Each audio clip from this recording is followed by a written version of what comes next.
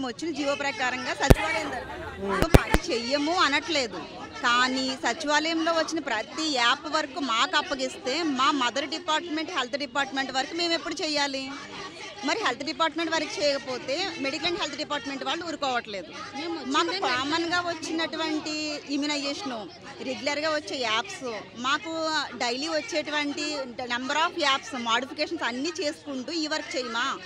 GO ప్రకారంగా DDO secretary work చేయమంటారా? ఒక మనిషి రెండు పనులు చేయలేరు కదా. మేము వచ్చింది mother and health department work చేయడానికి, జీవో ఏమో సచివాలయం, డీడీఓ సెక్రటరీ మాకు. సో సెక్రటరీ వర్క్ చేయకపోతే అతను ఊరుకోరు, మా సాలరీ పెట్టరు. మా వర్క్ ఏంటి? మా మదర్ అండ్ హెల్త్ డిపార్ట్మెంట్ ఈ వర్క్ చేయకపోతే వీళ్ళు పెండింగ్ ప్రాపర్గా ఒక ANM mother and child work చేయడానికి, ఇమ్యునైజేషన్ చేయడానికి వస్తుంది. మా యొక్క మెయిన్ మదర్ అండ్ చైల్డ్ వరకు ఇమ్యునైజేషన్ వరకు మేము మర్చిపోయి పెన్షన్ ఇవ్వడానికి, లేకపోతే ఇప్పుడు కొత్తగా వెరీ ట్రాన్స్పరెంట్ వర్క్ కోరుకుంటున్నారు ఏ ప్రభుత్వం అయినా. కానీ మేము చేయడానికి సిద్ధంగా ఉన్నాం, కానీ మేము ఎక్కడ చేయము, టైం లేదు. ఫస్ట్ అంటే మేము ఒక ఏఎన్సీ ఉంటుంది, హై రిస్క్ ఉంటుంది, డెలివరీ కేసు ఉంటుంది, అక్కడికి వెళ్ళమంటారా? ఇక్కడ సచివాలయంలో చెప్పిన వర్క్ చేయమంటారా? హై రిస్క్కి ఏదైనా ప్రాబ్లం వచ్చింది, ఇప్పుడు మదర్ ఒకవేళ అన్ఎక్స్పెక్టెడ్గా ఏదైనా కారణం చేత చనిపోద్ది, అప్పుడు ఏఎన్ఎం పోద్ది కానీ సెక్రటరీ పోరు, మెడికల్ ఆఫీసర్ పోరు. దట్టు మాకు అప్పగిస్తున్నటువంటి ఎంపీడీఓ మేడం గారు కూడా మాకు సపోర్ట్కి రారు. ఎందుకని? ఏఎన్ఎంగా యాజ్ పర్ యాజ్ రూల్ ప్రకారంగా మేము వచ్చింది మదర్ అండ్ చైల్డ్ సేఫ్గా చూడడానికి, పిల్లలకి వ్యాక్సిన్ వేయడానికి. ఈ రెండు వర్క్లు వదిలేసి ఈ వర్క్ చేస్తా కూర్చుంటే అక్కడ రిస్క్ అయితే జాబ్ ఎవరిది పోద్ది? ఏ వర్క్ చేయాలి అంటే ఏఎన్ఎంకి పని ఒత్తిడి చాలా భీకరంగా తెలుసు వాళ్ళకి, కానీ వాళ్ళు టార్గెట్ అవ్వాలి. ఈ లోపల మాకు టార్గెట్ పోయి మేము చనిపోతే మాకున్న ప్రెజర్స్కి మా పరిస్థితి ఏంటి? మేము పని చెయ్యమని చెప్పట్లా, కాకపోతే ఇందులో వర్క్ చేయాల్సింది clarity. Mother and child department work చేయమంటారా, లేదు రిక్రూట్మెంట్ వచ్చినటువంటి వర్క్ చేయమంటారా? ఏ వర్క్ అయినా మేము సిద్ధంగా ఉన్నాం, కానీ మాకు ఇక్కడ క్లారిటీ లేదు. ఆఫ్ వర్క్ ఇది, ఆఫ్ వర్క్ అది, ప్రాపర్ వర్క్ మేము ఏం చేయలేకపోతున్నాం. సో అది మా బాధ. మేడం, చూసుకున్నట్లయితే విలేజ్ హెల్త్ సెక్రటరీగా మీకు ఏం ప్రాబ్లమ్స్ ఉన్నాయి, అసలు ప్రభుత్వాలు ఏం చెప్తున్నాయి? నమస్తే అండి. ఇప్పుడు ఇంతమంది ఒక జిల్లా నుంచి కాదండి ఇక్కడికి వచ్చిన వాళ్ళు, విజయనగరం, విశాఖపట్నం, అనకాపల్లి, కాకినాడ, విజయవాడ, అలాగే ఇంకా చాలా జిల్లాల నుంచి ఇక్కడికి అందరు రావడం జరిగిందండి. మాకు సచివాలయ ఉద్యోగాలు తీసి 5 సంవత్సరాలు అవుతుంది. ఇప్పుడు వరకు ఒక ఏఎన్ఎం కానీ హెల్త్ సెక్రటరీగా నియమించిన వాళ్ళు ఎవ్వరూ కూడా బయటకు వచ్చి ఇలా ధర్నా చేసింది లేదండి. ఇన్ని సంవత్సరాల్లో లేదు, ఇప్పుడే ఎందుకు చేస్తున్నామంటే ప్రెజర్ అలా ఉందండి. ఎలా అంటే ఇంతకు ముందులాగే నడుస్తుంది, సర్లే ఈరోజు కాకపోతే రేపైనా మారుతుంది, మనకి ఏదో రకంగా సాయం చేస్తుంది గవర్నమెంట్ అనుకున్నాం. కానీ ఇప్పుడు ఎలా ఉందంటే పరిస్థితి, ఏఎన్ఎం అనేది 10th ఇంటర్ చదువుకుని వచ్చిన వాళ్ళండి. ఎవరు కూడా డిగ్రీలు పీజీలు చేసిన వాళ్ళు కాదు. డిగ్రీ పీజీ చేసిన వాళ్ళకి అప్పగించేంత అటువంటి వర్కులు మాకు అప్పగించి మా పని మమ్మల్ని చేసుకొనివ్వకుండా వాళ్ళ వర్కులు కూడా మాకు అసైన్ చేసి చాలా అంటే చాలా ఇబ్బంది పరుస్తున్నారండి. ఇంకో విషయం ఏంటంటే మాకు ఆరోగ్యం ఇప్పుడు బయట మేము వర్క్ చేస్తున్న ప్లేసెస్లో పబ్లిక్ ఎవరికైనా బాగాలేదనుకోండి, మేము వెళ్ళి వాళ్ళతో మాట్లాడి వాళ్ళ యోగక్షేమాలు అడుగుతాం. అదే ఒక ఏఎన్ఎం ఒకవేళ బెడ్ మీద ఉందనుకోండి, తన చావు బ్రతుకుల పరిస్థితిలో ఉన్న ఎవరో వచ్చి కనీసం ఒక సచివాలయం స్టాఫ్ కానీ డిపార్ట్మెంట్ సంబంధించిన వాళ్ళు కానీ మా నుంచి సర్వీస్ తీసుకున్న పబ్లిక్ కానీ ఎవ్వరు కూడా అయ్యో మేడం మీకు ఏం జరిగింది అనే ఒక నాదుడు కూడా ఉండడండి. మేము లేకపోతే ఈరోజు కోవిడ్ టైంలో అసలు మొత్తం ప్రపంచమే లేదు నిజంగా చెప్పాలంటే. ఇక్కడని కాదండి, ఎక్కడైనా సరే కానీ ఒక ఏఎన్ఎం అనేది లేకపోతే కోవిడ్లో ఎవ్వరు కూడా బ్రతికుండే పరిస్థితే లేదండి. మా కుటుంబాలను సైతం మేము మా ప్రాణాలను సైతం పక్కన పెట్టి వార్డులో జరుగుతున్న ప్రతి ఒక్కరికి, నేను చేస్తున్న వార్డులో అయితే 700 కేసులు వచ్చినాయండి ఫస్ట్ వేవ్లో. ఇప్పుడు మీరు చెప్తున్న వాటిల్లో ఏమేమి డిమాండ్లుగా చెప్తున్నారు, వాళ్ళ పక్క నుంచి ఇన్ఫర్మేషన్ మేము గవర్నమెంట్ నుంచి అడిగేది ఒకటేనండి. మా డిమాండ్ ఏంటంటే మమ్మల్ని మా మదర్ డిపార్ట్మెంట్లో హెల్త్ డిపార్ట్మెంట్లో మమ్మల్ని కలపాలి. ఫస్ట్ మేము అడిగే డిమాండ్ ఇది ఒక్కటే. ఎందుకంటే మేము జిఎస్డబ్ల్యూఎస్ నుంచి అసైన్ చేశారు కాబట్టి మీరు ఏ వర్క్ చేయాలి అని అడిమో వాళ్ళు అంటున్నారు. హెల్త్ డిపార్ట్మెంట్కి సంబంధించిన వాళ్ళు కదా అనేసి వీళ్ళు అంటున్నారు. వాళ్ళ వరకు చేయాలి, వీళ్ళ వరకు చేయాలి. ఒక మనిషి ఎన్ని వర్కులను చేస్తారండి? రోజుకి 39 యాప్లు మేము లాగిన్ అవ్వాలి. లాగిన్ అయ్యి 39 యాప్లు చేయాలి. ఇప్పుడు జిఎస్డబ్ల్యూఎస్ నుంచి మాకు పెన్షన్ వర్క్ వేస్తున్నారు, ఇంకా ఆధార్ సీడింగ్ కానీ అలా మొత్తం ఇప్పుడు జిఎస్డబ్ల్యూ ఎన్నైతే సర్వేలు ఉన్నాయో అన్ని సర్వేలు కూడా మాకు పెడుతున్నారు. ఇప్పుడు ఆ సర్వేలు కూడా మేము చేస్తున్నాం. ఇప్పుడు ఆ డిపార్ట్మెంట్ వరకు ఈ డిపార్ట్మెంట్ వరకు మేమే చేయాలంటే మరి మేము అసలు నిజానికి ఏఎన్ఎం అనేది గర్భిణీ స్త్రీలకి పిల్లలకి సంబంధించిన సర్వీసులు చేయడానికి నేను ఈ ప్రెజర్ వల్ల ఆ సర్వీసులు మేము టైం టు టైం ఇవ్వలేకపోతున్నామండి. ఫస్ట్ మమ్మల్ని మా మదర్ డిపార్ట్మెంట్లో పంపించాలి, అది ఫస్ట్ మా డిమాండ్.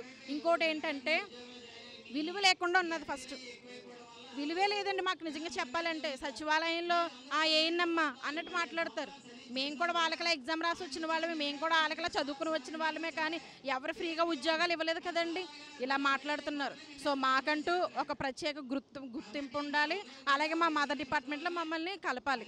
సో దాని గురించి ఇక్కడ ప్రత్యేకంగా మేము ఇక్కడ ధర్నా చేస్తున్నాం. ఇంకోటి ఏంటంటే మాకంటూ ఏది కూడా ఏ విషయంలోని కూడా సపోజ్ ఏదైనా ప్రాబ్లం అయిందనుకోండి, తర్వాత మేమున్నాం మీకు అని ఒక సపోర్ట్ ఇచ్చే ఒక వ్యక్తి అంటూ ఎవరు లేరండి. ఇటు గవర్నమెంట్లోని లేరు, మా డిపార్ట్మెంట్లోని లేరు, ఈ జిఎస్డబ్ల్యూ సంబంధించిన డిపార్ట్మెంట్లోని కూడా ఎవరు లేరు. సో అందుకోసమనే ప్రతి జిల్లా నుంచి ఇక్కడ ఏఎన్ఎంస్ రావడం జరిగింది. ఒకవేళ కానీ మేము అడిగిన దానికి గవర్నమెంట్ ఏమైనా ఒకవేళ స్పందించకపోతే ఈ ధర్నా ఇలా కంటిన్యూ అవుతుందండి. ఏదైనా ఇవ్వబోతున్నారా, లేకపోతే ఏదైనా టెస్టిమోనియల్ ఏదైనా చూపించబోతున్నారా మా పరిస్థితి? యాక్చువల్గా దీనికి సంబంధించి అయితే కార్మిక పెద్దలు ఉన్నారండి, వాళ్ళు మాట్లాడతారు. ఏమంటారు, ఏమేమి రేపు గవర్నమెంట్ ముందు పెట్టబోతున్నారు? మేము ప్రస్తుతానికి వార్డ్ హెల్త్ సెక్రటరీగా వర్క్ చేస్తున్నామండి, కానీ ఎంపీహెచ్ఎఫ్గా ప్రమోట్ అవ్వాలని ఆడ మెడికల్ అండ్ హెల్త్కి మెర్జ్ చేయాలని మేము గత 2019 నుంచి మేము వచ్చిన దగ్గర నుంచి కూడా మా యొక్క డిజిగ్నేషన్ పక్కన పెట్టి వార్డ్ హెల్త్ సెక్రటరీగా కొనసాగుతున్నామండి. అది కాకుండా మెడికల్ అండ్ హెల్త్కి మమ్మల్ని అందరినీ యథాతథంగా మెర్జ్ చేయాలనేది మా కోరిక. అది కాకుండా ఎంతో ఒత్తిడి పనిభారంతో చాలా నలిగిపోతూ ఉన్నామండి. ఈరోజు కుటుంబాలకు దూరంగా ఉండాల్సిన పరిస్థితి వస్తూ ఉంది. ఇన్ని యాప్స్ వల్ల మరి ప్రభుత్వానికి ఏం లాభం ఉందో మాకైతే తెలియదు, కానీ మేమైతే కుటుంబాలకు దూరం అవుతున్న, ఆరోగ్యం పాడయ్యి చాలా బలహీనపడుతూ ఉన్నామండి. ఇన్ని యాప్స్ మమ్మల్ని తగ్గించి మరి మాకు ఏదైతే మెడికల్ అండ్ హెల్త్గా తల్లి బిడ్డ ఆరోగ్యం విషయమై అటువంటి యాప్సే పెట్టి మమ్మల్ని ఆ పని ఒత్తిడి తగ్గించాలని కోరుకుంటా ఉన్నాం. ఏ ప్రథమ డిమాండ్స్ ఉన్నాయి మేడం? మీ యొక్క సేవలు ఈ టైంకి ఎందుకు ఇంకా ఎక్కువ టైం శాఖ పెంచుతున్నారు? మరి పని ఒత్తిడి అనేది ప్రభుత్వం నిర్ణయించాల్సిన విషయం అండి. ఎందుకంటే మరి ఆ గతంలో వాలంటీర్స్ ఉన్నారు, అవి వార్డ్ హెల్త్ మేము సచివాలయాల్లో వర్క్ చేస్తూ ఉన్నామండి. ఇప్పుడు వాళ్ళు ఎవరూ లేకపోవడం వల్ల ఆ పని భారం కూడా మా మీద పడింది. ఆ పని ఈ పని మేము చేయాల్సిన పరిస్థితి. అసలు మా డిజిగ్నేషన్కి దానికి సంబంధం లేని పనులన్నీ చేస్తూ ఉండవండి. ఆన్లైన్ వర్క్ అండి, ఎంతసేపు మేము కళ్ళు ఉపయోగిస్తే కానీ పని అవ్వలేనటువంటి పరిస్థితి ఉందా. మీకు కేటాయించిన రూల్ ప్రకారం మీ ఉద్యోగపరంగా చేయాల్సిన వర్క్ ఏంటి, ఏమేమి చెప్పేసి? తల్లి బిడ్డ సంరక్షణ అండి. ఓన్లీ ఒక గర్భిణీ స్త్రీకి వాళ్ళు 9 నెలలు గర్భిణీ వచ్చిన దగ్గర నుంచి 9 నెలలు నిండే వరకు అనేక సర్వీసెస్ ఇస్తూ ఉంటామండి. వాళ్ళు ఎనిమియాతో ఉంటే వాళ్ళని హాస్పిటల్కి తీసుకెళ్ళి ఐరన్ సుక్రోజాన్ని ఇలాంటివన్నీ చేస్తూ ఉండి, ఇమ్యునైజేషన్ చంటిపిల్లల టీకాలు వేస్తూ ఉండి, ఇవన్నీ పక్కన పెట్టి అంటే ఇవి చేస్తూ ఉన్నాం. దీంతో పాటు అదనమైన వర్క్ని మాకు ఇస్తూ ఉన్నారండి. సచివాలయం వర్క్స్ కూడా మేము చేస్తూ ఉన్నాం. తదుపరి ఇప్పుడు రేపు ఏమైనా మెమోరాండం ఇవ్వబోతున్నారా, లేదా వినతిపత్రం? మెమోరాండం ఇవ్వడానికి మొత్తం అన్ని జిల్లాల నుంచి స్టేట్ పిలుపు మేరకు United medical and health Usha state గా మేము వచ్చామండి. సిఐటియు మద్దతుగా మేము పనిచేస్తూ ఉన్నాము. గతంలో ఎప్పుడో 2018 ఆ టైంలో మేము రోడ్డు ఎక్కిన పరిస్థితి అండి. మళ్ళీ ఇప్పుడు 6 సంవత్సరాల తర్వాత ఈరోజు మళ్ళీ మేము రోడ్డు ఎక్కాల్సిన పరిస్థితి వచ్చింది. తీవ్రత ఎలా ఉండబోతుంది? సానుకూలంగా స్పందిస్తే ఎలా ఉంటుంది, లేదా కంటిన్యూ చేస్తారు? సానుకూలంగా స్పందించి ఆ యొక్క యాప్స్ తగ్గించి మమ్మల్ని అందరినీ కూడా మెడికల్ అండ్ హెల్త్కి మెర్జ్ చేసినట్టయితే ఇప్పుడు ఉన్నటువంటి ప్రభుత్వం మా మీద కొంచెం సానుకూలంగా స్పందిస్తారని అనుకుంటున్నామండి. ఎందుకంటే గత 12 ఏళ్ళుగా కూడా మేము కాంట్రాక్ట్లో పనిచేసినటువంటి ఏఎన్ఎంస్ అండి మేము. గత ప్రభుత్వాలు కూడా అప్పుడు కూడా మేము ఇలాంటి రోడ్డెక్కిన పరిస్థితి ఉంది. కానీ ఇప్పుడు కానీ ఇది ప్రభుత్వం స్పందించకపోతే కనుక తీవ్రతరం చేస్తామండి ధర్నా. ఏమేమి చేపిస్తున్నారు? సచివాలయం ఏఎన్ఎంస్గా రిక్రూట్మెంట్ అయ్యామండి.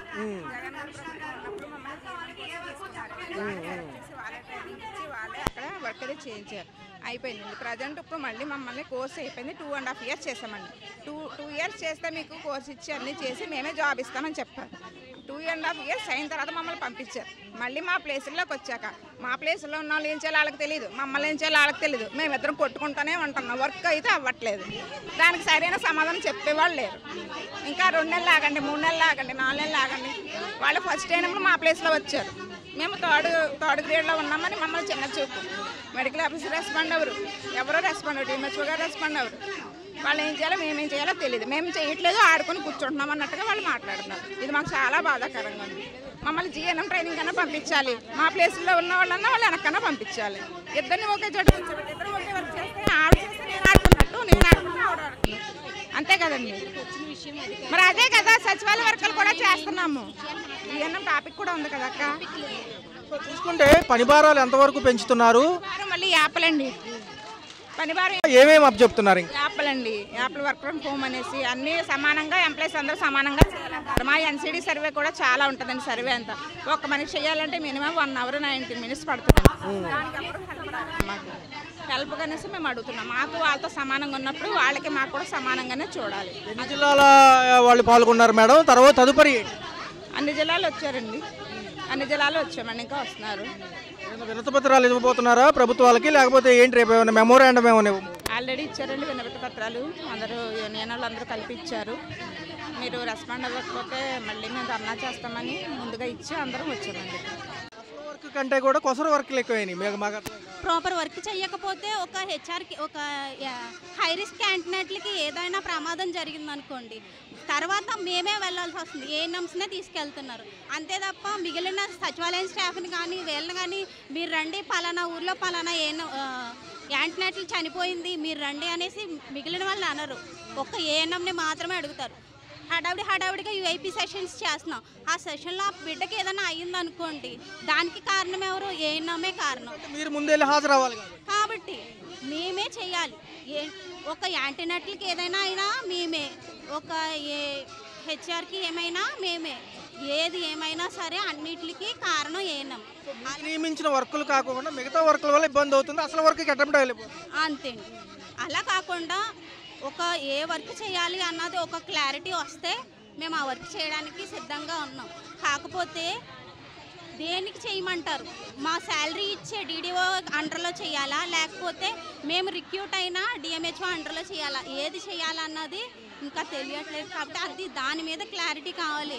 మాకేంటంటే మేము కోరుకునేది ఏంటంటే వర్క్ చేస్తాం, చెయ్యమని అనట్లేదు. కాకపోతే క్వాలిటీ ఆఫ్ వర్క్ ఉండాలి, క్వాంటిటీ ఆఫ్ వర్క్ కాదు, క్వాలిటీ ఆఫ్ వర్క్ ఉండాలి. దానికోసమండి. ఇవన్నీ మెమోరాండం ఏమైనా ఇవ్వబోతున్నారా? వినతి పత్రాలు ఇస్తారండి. ఇప్పుడు వీళ్ళందరూ డిస్కస్ చేసుకొని ఏంటి అనేసి చెప్తారండి. ఎన్ని జిల్లాల నుంచి పాల్గొంటున్నారు? ఈ రాష్ట్రం మొత్తం మీద ఎన్ని జిల్లాలు అంటే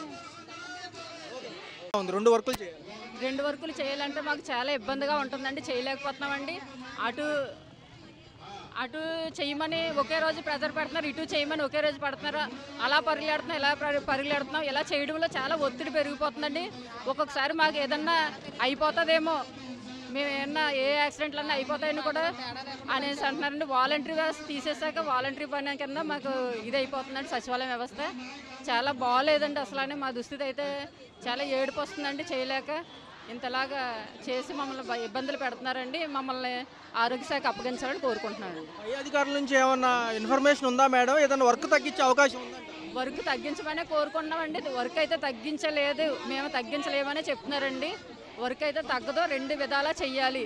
ఇక్కడ హెల్త్ డిపార్ట్మెంట్ పని చేయాలి కదా మేడం అంటే, ముందు మేము జీతం ఇస్తున్నాం, మా పని చేయండి అని సచివాలయ వ్యవస్థ సచివాలయం సిబ్బంది ఇదవుతున్నారండి. దాని గురించి మరి మమ్మల్ని హెల్త్ డిపార్ట్మెంట్కి ఇవ్వాలని మేము కోరుకుంటున్నాం. జిల్లాల నుంచి పాల్గొంటున్నారు మేడం, ఏఎన్ఎంస్ కానీ విలేజ్ హెల్త్ సెక్రటరీలు కానివ్వండి. అసలు మీ యొక్క మెమోరాండం ఏమి? వినతి పత్రం లాంటివి దాదాపుగా ఒక 12-15 జిల్లాల నుంచి వచ్చారండి.